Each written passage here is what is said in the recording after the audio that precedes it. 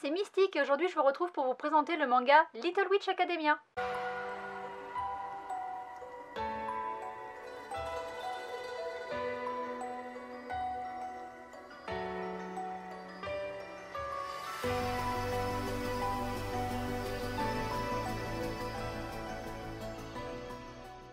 Le manga Little Witch Academia, c'était mon chouchou couverture du mois de juin et j'avoue que j'ai pas du tout été déçue. En plus d'être mon chouchou couverture, ce manga se passe dans une école de magie certes, mais une école quand même, et c'est parfait pour mon thème du mois de septembre puisque j'ai envie de vous présenter des mangas qui se passent à l'école. En plus, ça parle de magie, on arrive tout doucement au mois d'octobre et donc c'est bientôt Halloween, donc c'était encore plus parfait. C'est publié chez Nobidobi, c'est classé dans la catégorie shonen sur le site Manga News, mais je me dis que c'est peut-être un kodomo puisque chez Nobidobi ils font beaucoup de mangas pour enfants, mais en tout cas Manga News dit que c'est un shonen, donc je respecte, c'est un shonen.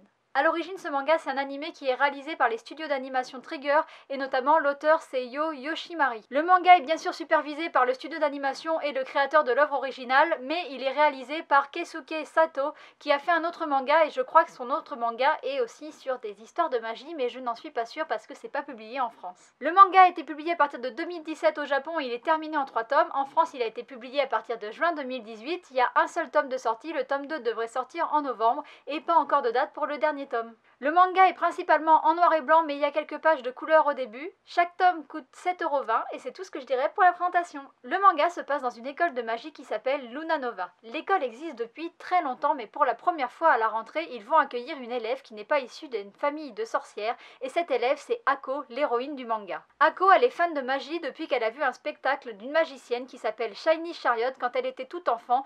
Elle est devenue fascinée par ça et vous vous doutez bien que si elle est fan de magie, elle est complètement survoltée, surexcitée à l'idée d'intégrer une école de magie. Elle est très enthousiaste à l'idée de rejoindre cette école et ça se voit puisque quand elle arrive dans le village où se trouve l'école, elle court partout, elle n'arrête pas de parler, elle part toute seule, elle parle à tout le monde et elle va réussir avant même de mettre les pieds dans les bâtiments à se mettre du monde à dos et à créer des catastrophes. Dans un premier temps, elle va croiser Suzy, une sorcière qui est en train de rejoindre l'école elle aussi, qui est un petit peu lugubre, on va pas se mentir, elle a un air de fille un petit peu déprimée, elle a l'air très triste et elle va littéralement, Suzy, clouer le bec à Ako puisque Ako n'arrête pas de lui parler et elle énerve Suzy et Suzy jette un sort pour que ça lui ferme la bouche, donc elle a une fermeture éclair qui se met au niveau de sa bouche et Suzy trace son chemin, elle rejoint l'école mais Ako, elle, elle continue de marcher, le sort s'arrête et puis elle va arriver devant d'autres camarades de classe qui vont être en train de critiquer le fait qu'il y a une fille d'une famille de non-sorcières qui arrive et donc elle va leur dire que cette fille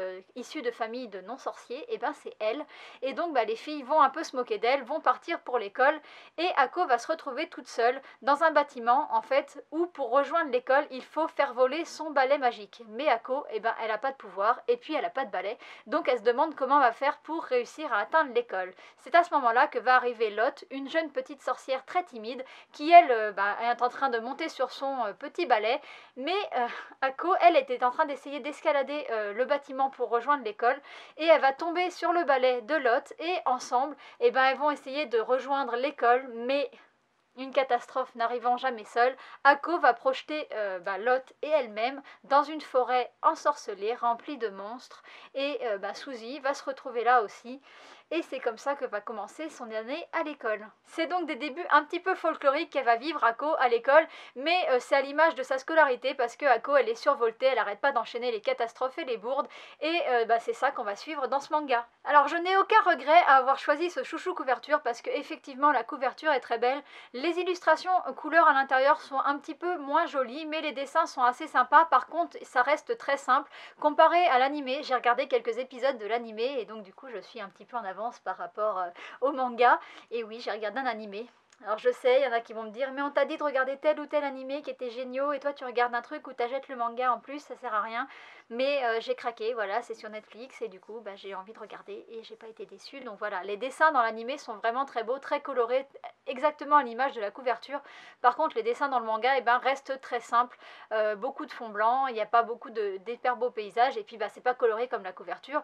Mais ça colle très bien à l'univers du manga, les petites sorcières sont très mignonnes, c'est un manga qui est vraiment vraiment mignon, hein. C'est pas une histoire de sorcière à la Hans Magus Bride, c'est vraiment pour les enfants, c'est pour ça que c'est publié chez Nobinobi, et moi je suis un grand enfant et j'ai adoré. Malgré le fait que ce soit un manga pour les enfants, ça véhicule quand même un message qui est assez important, et ça le véhicule grâce à l'esprit combatif d'Ako. En fait, elle vient d'une famille qui n'est pas des sorciers, elle va tout faire pour se faire accepter, et ça va être très dur pour elle puisqu'elle n'a pas forcément de pouvoir magique, mais elle a un esprit très combatif, et je trouve que c'est bien de mettre ça en avant dans ce manga, et c'est beaucoup mis en avant malgré toutes ces bourdes et toutes ces catastrophes. Elle perd jamais espoir, et je trouve que c'est un beau message dans ce manga. J'espère que dans les 2 tomes qui vont suivre, ça va continuer comme ça, et qu'elle va être finalement récompensée, j'imagine quand même, puisque c'est un manga quand même pour les enfants, donc j'imagine qu'il va y avoir un bon message positif à la fin. Pour résumer, je dirais que ce manga il s'adresse principalement aux plus jeunes ou à ceux qui ont gardé une âme d'enfant. Il ne faut pas s'attendre à un dessin très travaillé, mais il est très efficace. Il y a des moments assez marrants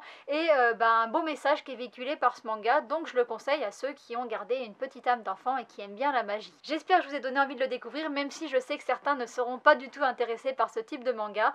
De toute manière, c'était un chouchou couverture. J'ai dit que je présenterais tous mes chouchous couvertures, donc je me devais de vous le présenter, même si c'est pas un de mes coups de cœur 2018. C'est quand même un beau manga, je trouve.